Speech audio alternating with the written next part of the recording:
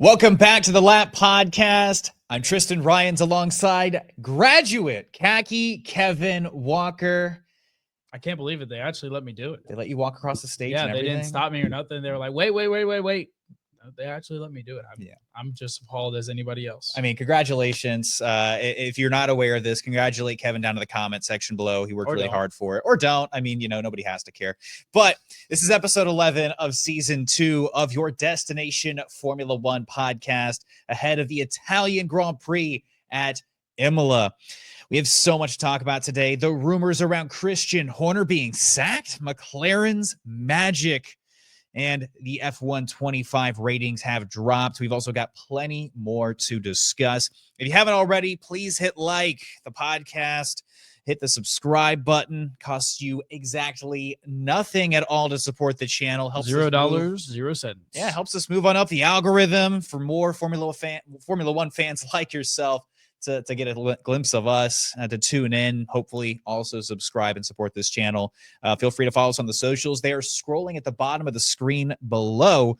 If you're feeling dangerous, share us with your friends, share us with your family. We'd love that. We'd appreciate it. But let's get into this. Tell your grandma about us. Tell your grandma about us. Let's get into this. Christian Horner amid the 400th Grand Prix for the Red Bull team boss are speculations that he could very well be on the way out. I saw a lot of this creeping up around Twitter, a couple of other social media spaces, questions about whether or not Christian Horner would be, the team principal moving forward at Red Bull amid the team's, recent, let's say, downturn in performance overall. Max Verstappen's absolutely carrying the team as we speak, but a little bit of the conversation there. A 6-time Constructors' Championship winner, 120 Grand Prix wins, 8 Drivers' Championships between Max Verstappen and Sebastian Vettel. So where could this be stemming from? What do we think could be the point behind or where this is really coming from, Kevin? This could be coming from a lot of different areas. There's been a lot of struggle and a lot of trouble in the Red Bull garage under Horner's name. Obviously, the allegations that he went under last year and how that was all taken care of with kind of like a swept under the rug situation. Solution was kind of sketchy. Obviously, Max's dad hasn't been all too supportive of Horner. It's kind of there's been a lot of boiling. There's been a lot of like tension, and it's not really hard to tell. And obviously, you're not putting the perfect teammate next to Max, and you've struggled with finding a second driver since you've had Max, and even before Max. So look, this is a problem that if they're like, look, Horner's had his opportunities of number 2 drivers. Horner's had his opportunity of getting drivers into the Red Bull Junior Academy. If he obviously is not succeeding in that area, I could see how this could happen, but the likeliness, I don't know, man. That's crazy. I mean, the exodus of team personnel, like you mentioned, scandals. Last year, talk of the town all around Bahrain was the stemming from an inappropriate relationship, allegations of misconduct within the team that were being investigated, which were later dismissed by the Red Bull team. Designer Adrian Newey left as well amid all of this to Aston Martin, or at least a little bit later anyway. Sporting director Jonathan Wheatley, now with Audi/Stake, also left amid all of this. Success breeds, in Formula One anyway, success breeds people leaving, seeking other opportunities, seeking new challenges. McLaren were a benefit of their success that they had in 2023, at least. You guys got Rob Marshall, who's been massive behind the development of the MCL 39 and 38 and onwards. So a lot of success in recent history. In my opinion, I don't know if this is necessarily, going to happen, but the drop-offs in performance seem to be, or really kind of seem to be the narrative here. Red Bull sitting in third place in the Constructors' Championship. Honestly, they could be in fourth place if Ferrari hadn't had a double DQ in China. Third place in the Constructors in 2023 with a Max Verstappen championship, and struggles, like you mentioned, to find the seat, fill the seat appropriately opposite of Max Verstappen. Yuki Tsunoda, the latest, after Liam Lawson got ousted after just 2 races. The mismanagement of that driver lineup being headline worthy throughout this season. And heading into 2026, the new regulations alongside their partnership with Ford to make the next power unit, there's a lot of concerns being on the back foot behind Mercedes, potentially Ferrari as well. That could risk pushing Max Verstappen out the door if they aren't able to compete at the front, which they're barely even doing so at the moment. Ford CEO Mark Rushbrook, told motorsport.com that they're on track with their own development programs, voiced some confidence, but they also voiced the kind of a temperament of expectations as well as far as what they're looking at for 2026. They're saying they're meeting all their internal goals, but they have no way of knowing how far away they are from the competition. Is it really happening? What do you think? You kind of alluded to this already. No, You don't really think so? I don't think this is going to happen. They're completely different people. But when you think of Red Bull, you kind of think of Christian Horner. I mean, obviously you think of Max, but other than the driver side of things, just like how when you think of Mercedes, you think of Toto Wolff. Like those are just kind of guys that are you in your head are always going to be at the same place for a long period of time. And he has. And I don't think there's a reason to can him. And also, if they did, who's next? Like who's going to want to take that spot in Red Bull? I mean, that's a position that's insanely coveted. Exactly. I think there's always going to be suitors, and there's always going to be there's going to be people within the organization that want it. But you're right. I don't think it makes a lot of sense. And again, I mentioned earlier in this segment that the amount of success that Christian has had with Red Bull, even amid everything else that's happened in that team as of late, I just don't think that it's going to be enough for him to immediately just get dropped midseason the way that he's dropped drivers midseason.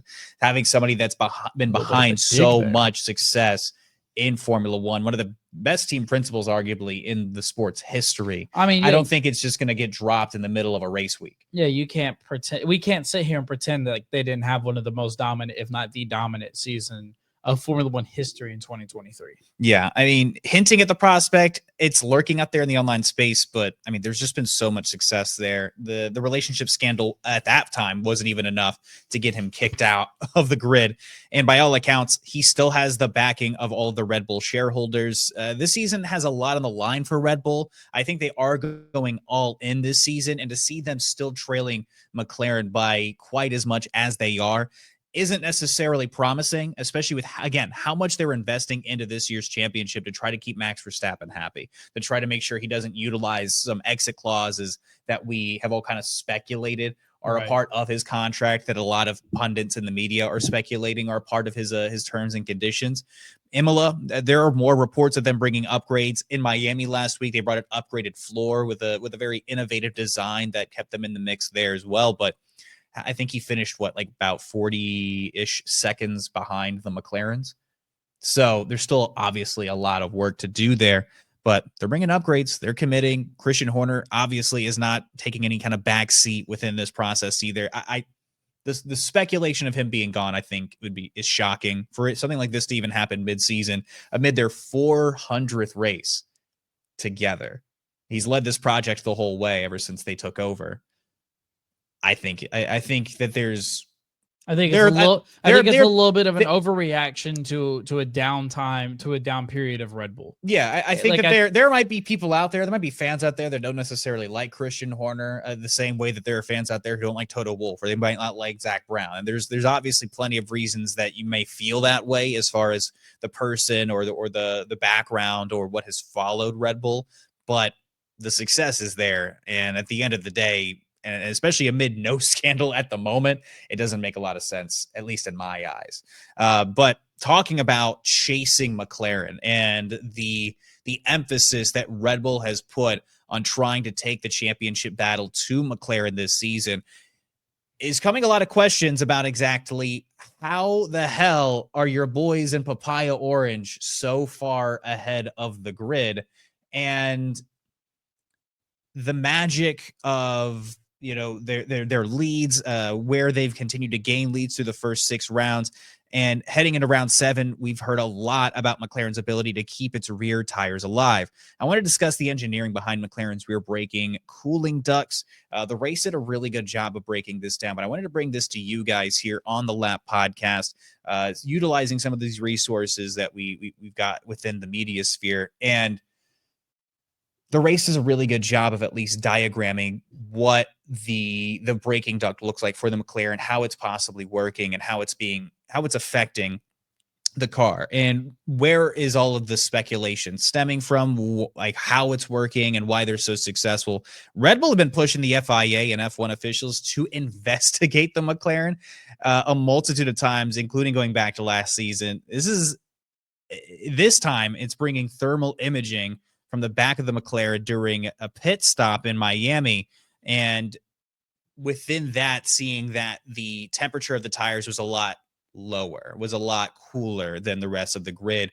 This and these elements that we're showing on screen as we speak, contributing massively to that effort. And I know you're enjoying the success anyway, but understanding how they have this success is really important. So part of their success has been a innovation on the back of the brake system. So you have your front brakes, you have your back brakes, their rear brakes, and the way that they preserve their rear tires has been fantastic this year. It seems to be what's separating them. And every member of the grid has some kind of engineering into this system. Yeah, like these are from around the grid, a couple of the other teams, McLaren, the top left, Red Bull, Mercedes, Ferrari. But the way that McLaren seem to have worked out the engineering has given you guys a massive advantage. Cooling not just the brakes, but cooling the tires within the same process, getting it down effectively to an exact science almost week in, week out, and higher temperature tracks like Miami was this past weekend, or at least this last race weekend. They've engineered it almost perfectly in order to get a 33-second advantage. The tire wear, the way the balance works, the way that the cooling ducts work, it all works interactively. Big tip of the cap to Rob Marshall, who engineered this down to this exact science. And basically, if you want to scroll back up here a little bit, Kevin, seeing where all the airflow goes, the yellow lines there effectively going inside the braking duct. They're cooling components within the internals here that also reach out into the tire, if I'm not mistaken. Side brake disc. And then the blue going into the air caliper on the bottom side of things as far as the actual braking system is concerned. Air cooling to the outside brake disc with that darker blue diagram, and then the green kind of just focusing on the rest of the components. And basically, every team has this system, but it's working in conjunction so well with how the airflow is moving over the body, how it's entering the ducts at the same time, how much is exiting at the same time. In my opinion, it's sick. This is something that every team has, but they don't have it down to the exact science that McLaren has. And I know I've basically just been spitting a bunch of like information at you, but any impressions on any of this? Good wheels go fast. No, I mean, it's something that we've talked about all year, is how well McLaren does at managing their tires, at managing the car, when other teams struggle through it. And it's something that you have been like, man, I don't know how McLaren manages their tires so well, and how they do such a good job of keeping pace for such a long period of time. Mm-hmm. And, we look at something like this, and we look at some of the other specs that McLaren is doing differently than others. And it kind of gives you that reason. It kind of gives you that answer. And I think it shows that, look, it's not just, it helps having two incredible drivers. And we're not going to do that right now. It helps having two incredible drivers, but it really helps when you have a car that really is a super ship. It's an absolute rocket.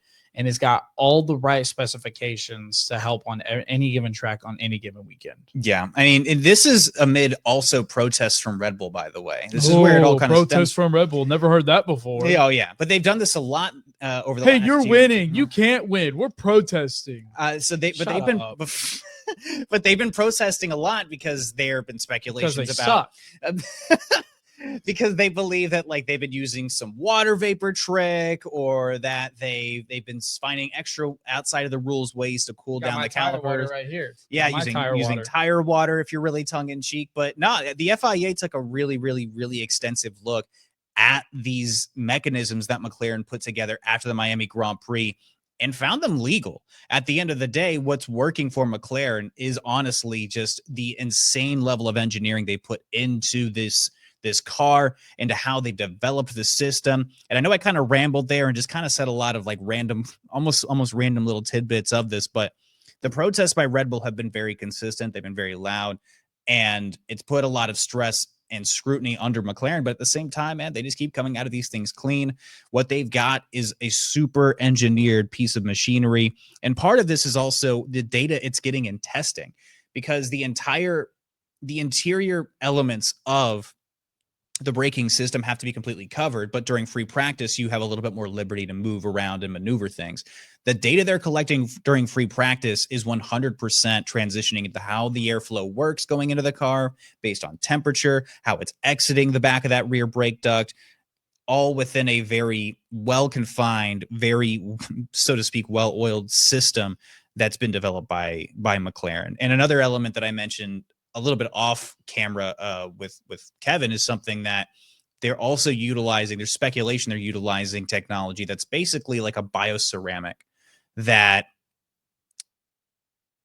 absorbs heat, but it doesn't necessarily heat up at the same time. So the way that you would like melt an ice cube and it immediately turns to water, they're effectively using materials that absorb all that heat, but then remain cool at the same time. It's kind of crazy. Wrap that around with like carbon fiber and stuff. So there's a lot of speculation as to like how much engineering is going into just the simple rear brake ducts.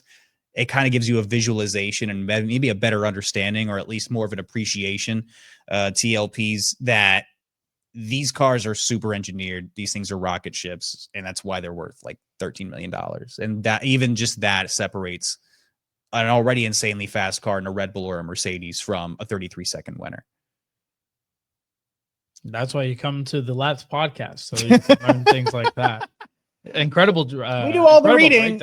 I do all the reading, so you guys don't really have to. And hopefully that all kind of made sense. I know there's a lot in that, but McLaren are not the only team that have been doing some upgrading to this car. Mercedes are finally bringing upgrades. They're finally bringing upgrades. We're heading into round 7, if I'm not mistaken, of this Formula 1 calendar. They have not upgraded this car in any substantial way at all this season, and yet still remain in second place in the Constructors' Championship.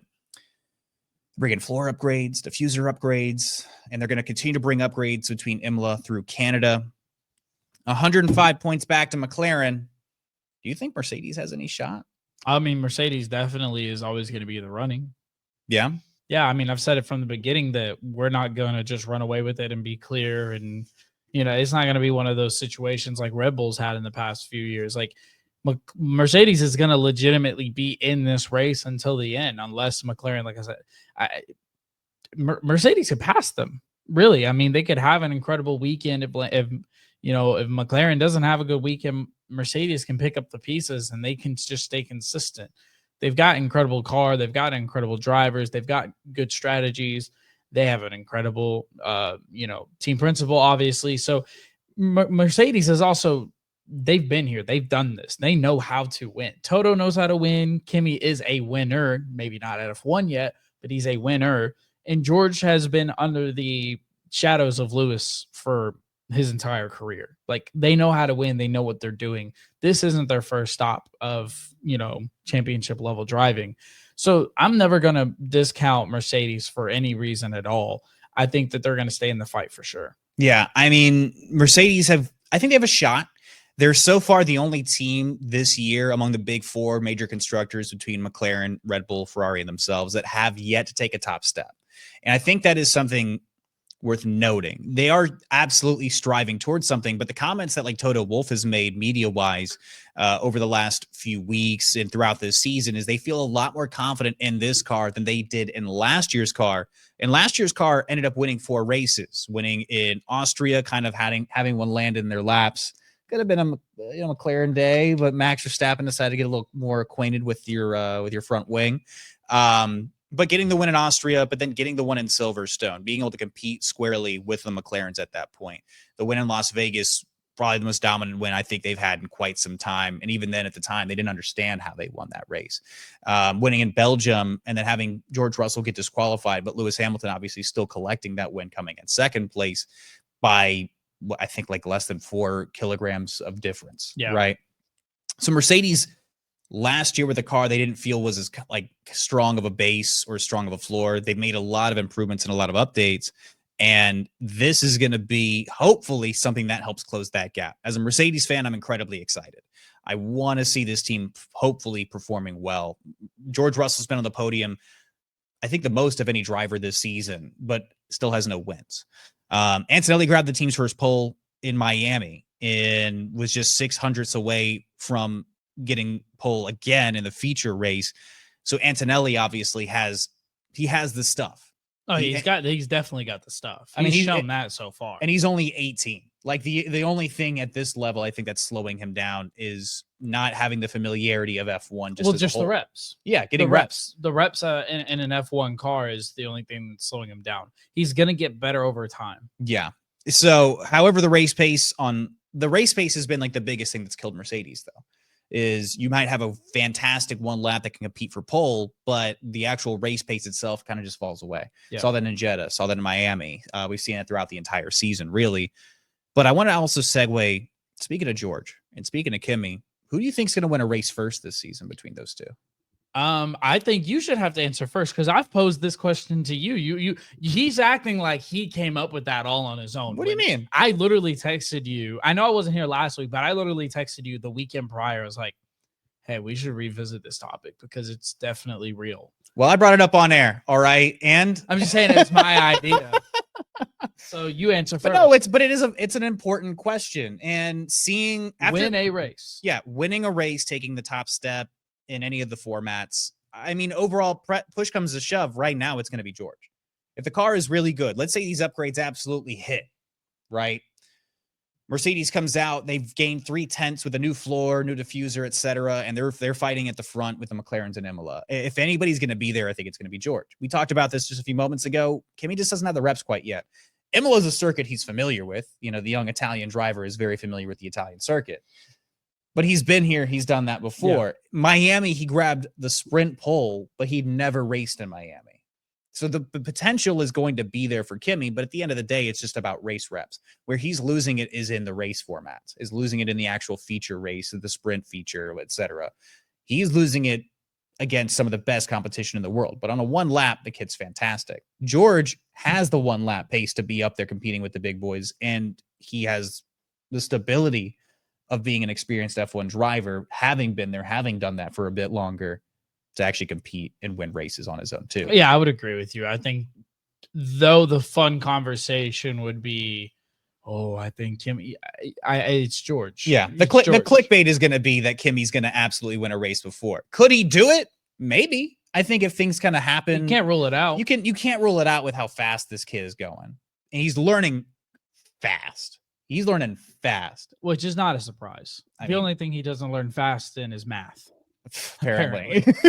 Apparently. But that gap is narrowing, and I'm really excited to see what that looks like over the next couple of years. I know there's contract talks that still have to be worked out, but I don't think Mercedes are worried about it. It doesn't seem like the drivers are obviously worried about it. But I will say this, if George does win this year, I would not be surprised if Kimi also is on the podium. I think that's fair. I mean, I said because that just means the Mercedes had an incredible weekend. Yeah, I think, if I'm not mistaken, going into the season, you and I had some bold predictions. That was one of our bold predictions, is that Kimi was going to get, at least one of mine, that Kimi was going to land a podium. Mm-hmm. I didn't say he was going to win a race this year, but the sprint pole in I think round 6. I think we both said that he would have a podium. Yeah, but sprint pole in round 6 of the season is a lot earlier than I was expecting. Raise those a little bit. Dude, P4 in his first race was ridiculous. But I can wax on about Kimi all day. There are some other things that also dropped between Miami and now as we creep up to Imola. Are you a gamer? You game? You've been known to go around the virtual circuit once or twice. Yeah, I like to game. We've already talked about going out and getting more or getting the game and getting our rigs and everything. Fun fact, I actually sent a rig to my girlfriend and she liked it. So I think we're good to go on getting a new rig. Oh, heck yeah. So very nice. We'll see what happens. Got some birthdays coming up later this year. Yeah. Good things to keep in mind. But F125's ratings came out. It's not really controversial so much, but I do want to go over these. I do have thoughts up and down the grid. I think there were definitely some people that got done dirty. I think there are some people that are overrated. Oh, I wonder who you think got done dirty. Really? Yeah, I'm so curious. I think Lance Stroll's underrated, guys. No, I up and down. I think Logan Sargent. I keep looking. He's a little further down. I think starting from the top and working our way down. I had my thoughts on Max. I think it feels appropriate. I mean, the dude's reigning world champion, a 95 overall. Hell, I think I might have even put him at a 96. He was fantastic last year. He's still fantastic this year. I hope that EA does the thing that they do in other sports where throughout the season they start to update the ratings of the drivers based on performance. I think Max right now, I'd put him at a 96, 97. He's driving the balls off that car, man. So they've got him at an 87 overall in experience. And just for a barometer of experience levels, Fernando Alonso has 99 experience. Lewis has 98. Fernando, you can't. Yeah, the most experienced driver on the grid has to have the most literal in-game experience. That's gonna be carrying a lot of weight. So, and then they've got Max at a 96 overall on race, 85 overall on racecraft. So that's what that second one means. 85 awareness. And then 96 in pace. Yes. So yeah, I mean, those stats would make sense on a 95. I don't hate a 95 because that gives him opportunity, that gives him room to upgrade or go up as the season goes along. Like if you're right now, I'd probably put him at like a 97. He's been incredible this season. Looking next to him, Lando Norris, I feel like it's pretty appropriate. Yeah. I don't hate 91 for Lando. 91 at all. Especially because we're considering what happened last year. I mean, he was driving really, really strongly when he had nothing to worry about. Now this is coming. These are ratings coming into this year, right? Like these do not reflect how things sit right now. I don't think they reflect right now. Okay. I think this is based probably on the end of last season. End of last year going into this year. Yes. Yeah, I don't hate 91 overall. Now I would say Charles, I'd probably put higher. I would say now, I would say for now, it'd probably be like a 92, 93. You think Lando's driving at a 93 overall? Right now. 92, 93. I don't think he's a 91. I think 91's pretty fair right now. I think Charles is a 91 now, but coming into the season, I would have had him at like a 93, 94. I think overall, Charles could be higher in my eyes. Charles could definitely be higher. Like if I had to put, like, I'm push come to shove. I know you're a Lando fan, but take that down a little bit. Like, would you rather have Lando Norris or Charles Leclerc? Because I'd personally rather have Charles Leclerc. That's why I'd put him probably at a 92 because I just think his racecraft is better. He's a clutch factor a little bit better. So his pace is better overall. If the car's a rocket ship, you're not catching Charles. He's fantastic. He's got really good awareness, as we can see here. He got 93 awareness. What did they have, Lando? They have 89 race. What did you say? Race Brother's got an 80 awareness. 80 awareness, 94. They make it seem like he doesn't know what the hell's going on. That's already. Dude, Charles knows that water is indeed water. I mean, he had to be reminded of it, but dude can drive the hell out of it. That might drop his awareness. Maybe. But no, I'd put Charles a little bit higher. I think he's a bit above Lando. I'd put him at a 92. That's just me. I don't hate it. George at 90 feels good. George and Sainz at 90 collectively, I think is good. I think that's good. I think Hamilton should at least be a 90. That's just my opinion. He had bump up the awareness a bit for him. I think makes that difference there. But racecraft is fantastic. Experience, of course, is only is second to only Fernando Alonso. And Fernando Alonso, that 99 experience is absolutely carrying a ton of weight because the Aston Martin was okay last year, but it wasn't like, it wasn't killing, right? So he's not an 88 overall. But Fernando Alonso in the right car is a killer. I get it. We were born too young. We became fans too late. What about I concede that to the TLPs. If you're an older TLP, let this child know how good Fernando Alonso. I'm not saying I'm saying, but we're judging this based on right now. I'm not saying, but based on the end of last season, I'm not saying Fernando Alonso was never a 99 overall. He obviously was. Yeah, I'm not saying that. I'm just saying 88 overall right now in an Aston Martin but here, is not very but good. I also want to propose that like defensively, Fernando is one of the best drivers on the grid, just generally speaking. Okay. Like if you're in his orbit, it's tough to get by him. Okay. For Oscar Piastri right now, I'd put him. I don't think he's an 87. He's got to be. I don't think he's an 87 coming out of last year. Out of last year, I think this was a little low. Out of last year, I could see why. But at this juncture, he's now got more wins than Lando Norris. He's got to be at 91 or at least 92. I could see them both being rated like exactly pretty much the exact same. But yeah. he's definitely, I think 87. But I can understand a little low coming out of last year. Coming out of last year, yes. But I would say again, I think that Oscar, right now, if they're doing some early season updates, they're getting it up to speed quick. He's got to be at least right next to Lando or a little bit further ahead. I mean, he's got more wins now. You can't say he doesn't. All right. He's got just as many on merit too. All right. So now we're in the middle of the pack. I think Gasly and Ocon, I think that it's fine, but I think that podium in Brazil is carrying a little bit more weight than it probably should here. Like Ocon, I think they were a bit too kind to. I think they were a bit kind on his race pace. Because overall, Ocon has not been a major X factor this year as far as the race pace. If anything, the most noticeable driver on the grid this year from the Haas has been Ollie Behrman, who we're going to get to later. But I think Ocon is not higher than Nico Hülkenberg last year. Nico was driving the hell out of the Haas last year. He had 2 P6 finishes, which equaled Haas's best, if I'm not mistaken, ever. He was nasty last year. I would have definitely given Nico Hülkenberg more pace. What did they give him? An 82? Yeah, 82. Yeah. They gave him an 82. I would have given him like an 86, 87 pace because he was fantastic last year. So do we like Pierre at 86? Pierre's a damn good driver. Yeah. Pierre's like, at the very least, he if the car's good, he's giving you points every single week. Is there anyone else out of the middle of the pack that we would put over Pierre? No. Same thing with Ocon. No one else we put over Ocon other than Pierre. I think Ocon is closer to an 83 where Albon and Tsunoda are. That's my personal I think opinion. Albon's better than an 83. I think he's like an 84, 85. With the context of where the year ended last year, because they did finish in 9th. Like I'm fair to keep have Alex Albon at an 83, but again, if we're updating, I'm saying if we're 85 pace. But look, so if we're updating for this year, I would say that Alex Albon and Ocon are going to flip. Okay. Right. Like I think Alex Albon right now, 85, 86. He's driving fantastic. Just at a P5 in Miami. Like he's going to jump up the brackets. Hülkenberg, unfortunately, is going to suffer because he's driving a steak. Like that's just the nature of the business. And unfortunately, not the meat, just the car. Yeah. Yuki at 82. That's still fair where it is. I don't hate that. I think it's probably going to stay there. Liam at 80. It's too high. I think he's a mid-70s driver. Even going into this season, probably should have been a mid-70s driver.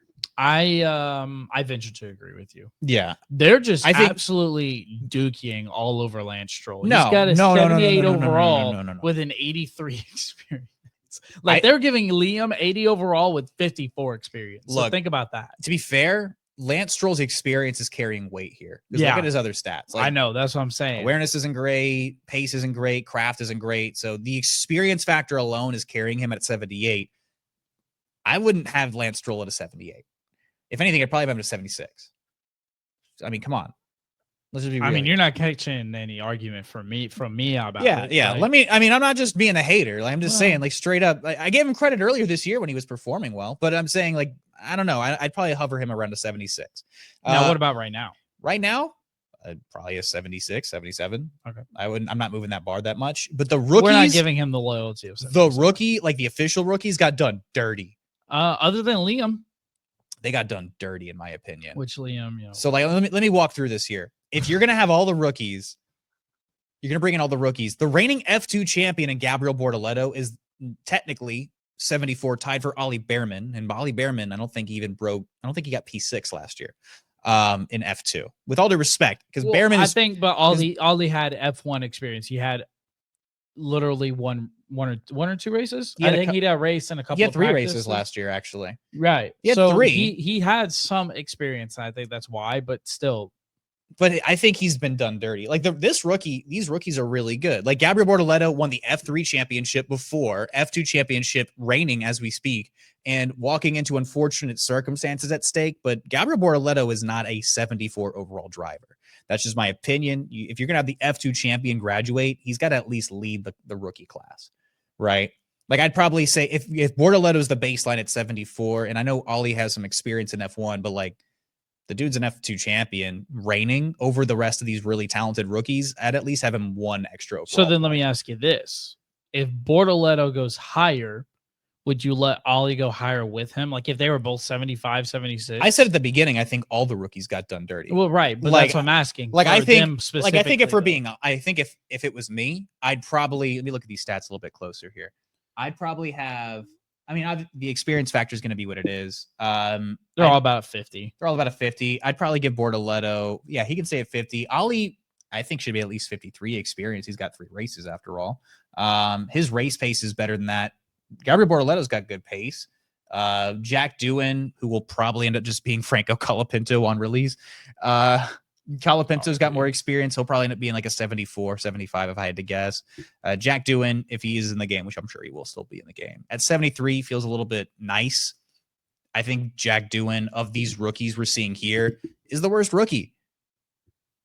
He didn't like outperform anybody. He was the reserve driver for Alpine. So I'll just go ahead and get to it then. What should Andrea Kimi Antonelli be? He outperformed Ollie Behrman last year in F2. I would say he has to at least be a 74 the same way. If this is the barometer of like who the really talented guys are and who they're not. Like, he has a ton of really good experience. He's won a ton of championships in lower categories too. He's nasty. They've got him at the same pace as Jack Doohan. I would say if you're asking me what's going to happen, if they do a midseason update, Kimi's going to jump up a few overall. It's just going to happen. I would probably put Kimi at a 76. I'd probably put Behrman at a 76, 77.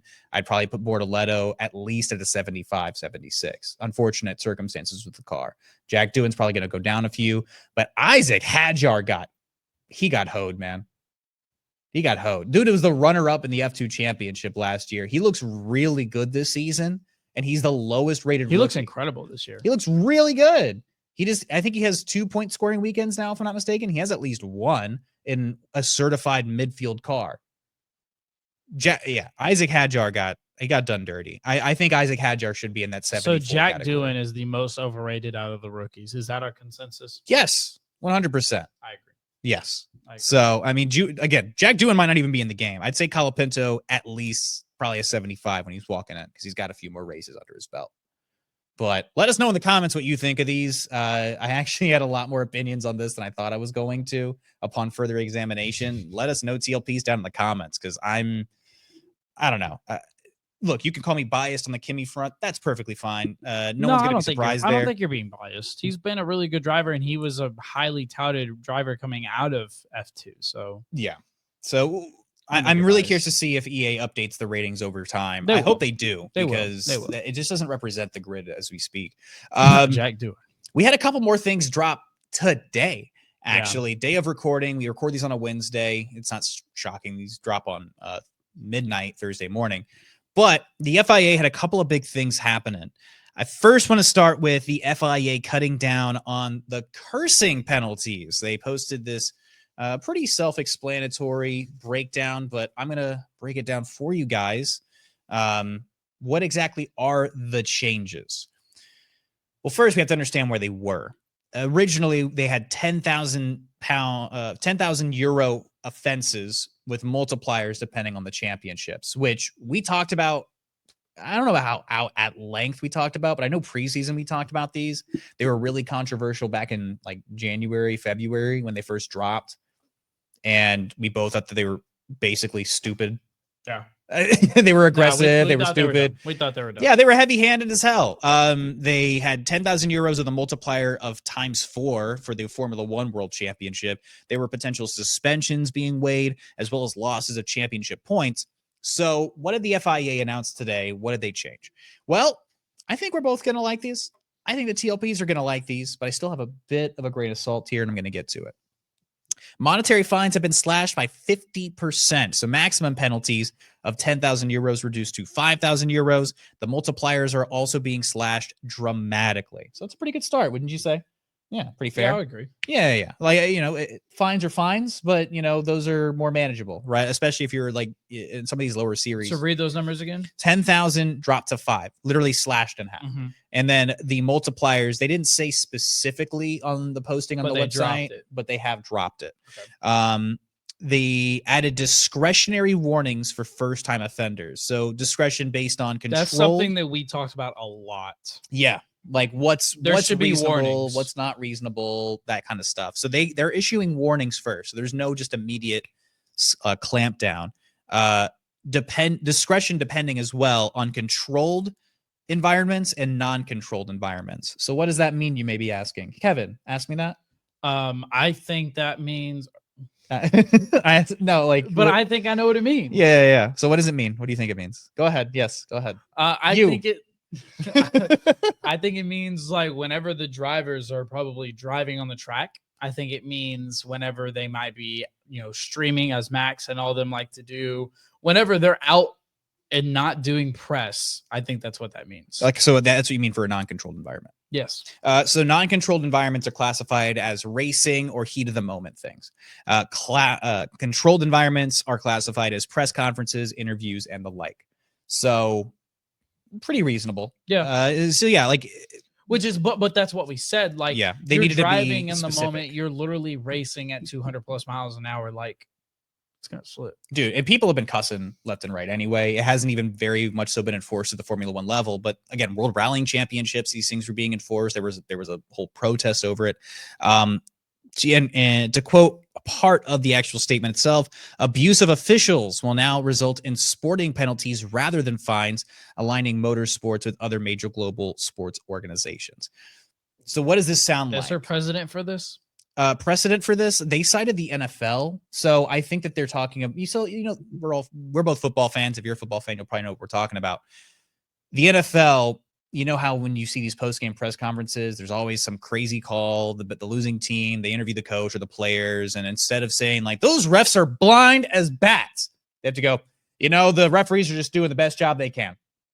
That's all I got to say about that. They say a lot of that kind of stuff, basically criticizing the officiating of the sport could result in sporting penalties. I can't imagine exactly what that looks like. Maybe there's a time element to this.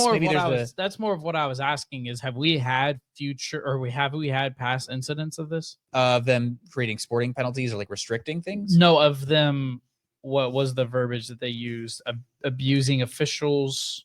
Oh, I mean, people have been pretty harsh, I would say, overall about the officiating within Formula One, not agreeing with, certain decisions, taking it up with the stewards, that kind of stuff. As far as what is considered abuse of officials, I'm not exactly sure. Yeah, that's kind of a gray area. Right. So that's where we come into the discretionary element of this. Like if you're walking out of a race weekend, you were slapped with like a 10-second penalty in Austria for exceeding track limits 40 times, which is a very easy thing to do in Austria. But you were handed a time penalty, you dropped out of the points, and you said, and I quote, like, I don't know a name of an actual steward, but let's just say his name was John Johnson. John Johnson doesn't have eyes. He's a blind man. Here's where he lives. He has 3 kids, and they're all stupid too. Like doing that kind of stuff would probably be termed abuse of a racing official, right? So my eardrum. My bad. I'm very passionate about rules and officiating, but this is going to be handled out pretty discretionary as well. That's probably the nerdiest thing you've ever said. What, being excited about rules and officiating? Yeah. I mean, like, the parameters are important, right? Not seeing anything on suspensions or championship point deductions. This wasn't necessarily addressed, but I imagine there's probably some give as well, considering these things. And again, it all just comes down to the overall penalties being reduced. I would be surprised if there are championship point reductions at any point in any championship with these reductions. So yeah. What are your thoughts overall on all this? Sounds like everything we wanted. Yeah. So I think it's fair. I mean, it kind of outlines things too, where maybe if there wasn't necessarily a rule before, now there's kind of a rule. Hey, this is the parameter. This is there's also, but there's discretion. Kind of it's kind of like written out now, where we can kind of look at it and be like, Okay, yeah, that definitely does fall under that line. This does imply discretion. Where is the discretion within this, right. that kind So of like situation? beforehand, it was just like, hey, don't commit these penalties, or we'll do something, but you don't really know what we're gonna do because there wasn't any Yeah, like I wouldn't set in stone kind of thing for it. It was just kind of like all up to the opinion of the FIA. Yeah. So now there's a little bit more parameters for this. I think it's a good reduction. I think the arguments of whether or not these rules really needed to exist, you can debate those. Freedom of speech kind of situation about what's excuse me, my back. What's sensical, what's nonsensical. Oh man. I don't know what happened there. I'm glad they eased off the penalties though. And it seemed like it was causing a lot of stress within the sport. Drivers already feel like they can't really say what they really want to say anyway. But this gives them a little bit more ability to be more forthcoming in the ways that they are. But I do want to mention, with a little bit of grain of salt, that they eased out these penalties, and they offered discretion. But again, it's just a matter of like your opinions on free speech there. I was glad this is amended overall, though. But there are rumors of something much more nefarious about when it comes to the FIA being involved, and most notably, the FIA president, Mohammed bin Sulayem. I didn't give you a lot of time to prepare for this. I may end up taking the wheel here. I do have a lot written down, to be completely honest with you guys. But the BBC reported that they received a confidential document of proposals to allow the current FIA president, once again, Mohammed bin Sulayem, to effectively, quote, bar any candidate from running against him and allowing him more control over the membership of the FIA Senate. When you say Senate, yeah, there's like a committee beneath the president. When you say it like that, it sounds very official. Yeah, sounds very like. So this was quoted from the article from the BBC, and trying to take over in Star Wars. The Senate. Yeah. Basically, the article itself outlines the consolidation of power, and it seems dangerous as far as how the governing body has worked in the past. A lot of criticism of Sulayem's attempts to govern in a very dictatorial manner in the past. A lot of people have left the FIA. We talked a little bit about this over the last few weeks.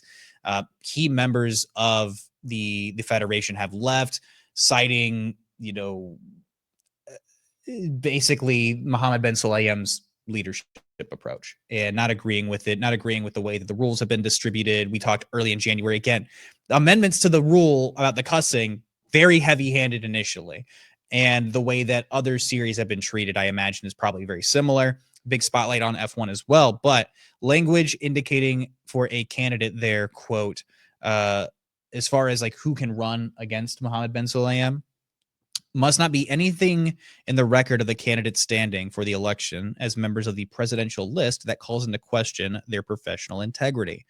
This, which you and I talked about this guy a little off camera, Carlos Sainz Sr., it could very well feel like it's targeting him because it outlines effectively conflicts of interest. Now reread that again and kind of break it down. Okay, one more time. Because there's a lot of words there. Yeah. So the language within one of the statements in one of the outlines was there must not be anything in the record of the candidates standing for the election as members of the presidential list that calls into question their professional integrity. So talking about professional integrity, conflicts of interest. So if a candidate's running for the FIA presidency, this would outline and effectively say this person can't have any conflicts of interest to hold this position. And you understand like why that might be a problem? I understand. Go for it. Well, Carlos Sainz Sr., Carlos Sainz, his dad is, if he's running for FIA and Carlos Sainz is running, or he's driving in the Williams. Yeah, they might see as some kind of decisions being favoritism, conflict of interest. But you know who else that might be targeting? Susie Wolf. Yeah, another good name. Yeah, her husband. Susie has been rumored around the name of possibly running for FIA. Obviously, that would be conflict of interest with Toto holding the team principal position for Mercedes. Yeah, and the article from the BBC basically outlines that this language was used very pointedly. This is something that is absent from the FIA statutes, if I'm not mistaken. It would refer to the nomination. It would refer the nomination to review by the FIA Ethics Committee, which in turn could bar them. My question to this, for someone to represent the FIA, and to represent racing as a whole and to represent the federation and the governing body, you have to be involved in motorsport in the first place. So what does that necessarily mean? You can't have any conflicts of interest. Well, if you're, I don't know, Mohammed Ben Sulayem was really prominent in World Rallying Championships. When he first ran, obviously, he had a lot of experience in racing. Having those relationships and being able to get those nominations and be able to get the backing and to be able to get the support, because you can only get one nomination against the incumbent. You only get one nomination. I learned this from listening to some analysts. You only get one person who can represent pretty much everybody else as far as who's going to challenge the current FIA president. You have to have some support because you exist in the sport. It doesn't come from nowhere. You know, Johnny off the street can't just rally all these votes and rally all these I don't people. have a conflict of interest. Yeah, because you have to inherently be involved in motorsport. So overall, yeah, it consolidates power down and makes it a lot easier for the current FIA president to not lose. Proposals also, this is just further down in the article. It's worth a read, by the way, to make all members of the FIA Senate non-oversight confirmations. So there being no real process. The FIA president can just appoint people. Changes to the ethics committee and their term limits, their term timelines, I guess, in conjunction with how the powers that be work. Changes to council's diversity outline, so lowering diversity requirements and forcing election candidates to have fully settled their staffing picks 49 days before the election rather than 21 to allow more review of the candidates and their staff ahead of time. Overall, the perception of this and the intention of these, and the timing of this as well, feels nefarious to me. Oh, we're going to drop this thing everybody's going to be really excited about. We're lowering the cussing stuff. But by the way, Mohammed Ben Sulayem's trying to get more power. He's trying to keep more power. Yeah. And that's not necessarily good for the sport. It's not good for the democratic side of these things. Try to execute Order 66 without taking out the competition. Attention. I hope this doesn't become more restrictive. I hope these proposals overall don't end up getting approved. I think for the integrity of the federation, the governing body, it already faces scrutiny left and right anyway. You don't want to make it more scrutinous. So I think it was important to at least express to you guys the TLPs. I know there's a lot of bureaucratic stuff I'm talking about this episode of the podcast, a lot more technical stuff, maybe a little bit more boring in certain elements, but I think these things are still important to emphasize and they're still important to know, because to be a fan of this sport, I think it's fair and it should be understandable to be at least try to be educated about what the hell's going on. Yeah. Why the hell did this decision happen? I think it's important. I hope you feel that same way too. Nah, I hope you guys feel the same way too. Thank you for doing that. You're welcome. We are now walking into Imola, and I think it's time to drop our predictions real quick. Oh, there we go. This is the current standings. Kevin, you doing your best, fam? It's going okay. It's going okay. Rough go in Miami. Alex out. Somebody unfortunately retired. Cost you the day. Cost you 10 extra points. Somebody retired. It's unfortunate. Oscar Piastri won. Lando Norris did not. Gave me an extra little boost. You know, Gasly had a nice day. So, anyway, predictions going into Imola. Stupid. Predictions going into Imola. This is the P10 game. If you're unfamiliar with it, we have a sliding scale of points on the right side of the screen there. You're going to see 25 if you get P10 correct. P1 gets you only 1 point. Same thing happens in P20. You only get 1 point. And this is going to have to be amended next year when Cadillac joins the grid. But as it stands with 20 cars on the grid, this is how we play the game. And it's a sliding scale of points. If you get the first retirement correct, you get the bonus of 10. You get the race winner, you get a bonus of 5 points. So, Kevin, as we walk into Imola, what are our thoughts? Who do we think is going to finish in 10th place, buddy? I'm going to pick 10th last. You're going to pick 10th last? All right. Where do you want to start? Winner. Who do you think is going to win? Oscar. You think Oscar Piastri is going to win? Yes. Okay. What about your retirement? You go. Want me to go? Yeah, you had to pick a winner. I also had Oscar Piastri. Okay. You don't sound so depressed. Give me Lando. I've got to offset you. You have to? What's the point in both of us getting 25 points or not 25 points? But what's the point of what's the point of us both getting 5 points? I mean, it's up to you. You can make your own decision. All right, fine. Give me Oscar. You're going to go Oscar. Okay. Who do you think is going to be the first retirement? I I went with none. I don't think anybody retires this weekend. I'm taking a risk Who there. retired last year? I think we had one retirement last year. It wasn't Logan Sargent. I think it was I think it might have been Stroll. I can't remember. No, Ollie Behrman retired if I'm not mistaken. We had one retirement last year. That's all that's important. Give me a Lance Stroll retirement. A Lance Stroll retirement. And in P10, I got Yuki Tsunoda. It's a good pick. Give me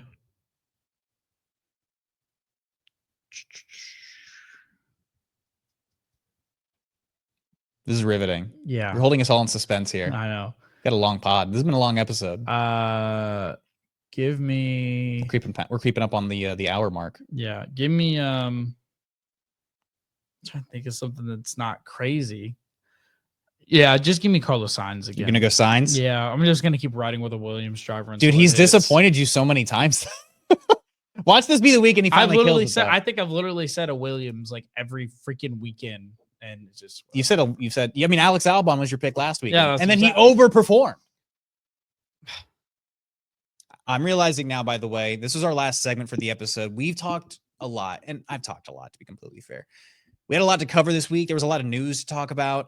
We did have to skip Kev Talks Track or the TLP Talks Track segment. Imola's historic. It's classic. It's a beautiful venue. It's one of my favorite circuits on the calendar. So much history here. But maybe next year we'll get you on that one. So, look, that's all we got for this week. Next week, we're going to be retapping the Italian Grand Prix from Imola. We're going to be talking about all the on-track madness, the drama, the fallout. Make sure to like and subscribe. If you watch the whole podcast or listen the whole way anyway, what are you doing? You might as well subscribe at this point. It costs you nothing to help support the channel. Share it with your friends. I changed my mind. I want Lewis. For P10? Yeah. Okay. Fine. Anyway, in the middle of my outro, follow all the socials scrolling at the bottom of the screen. I'm Tristan Rines. That's Khaki Kevin Walker, our recent graduate. Until next time, be safe, be well, and let's go racing.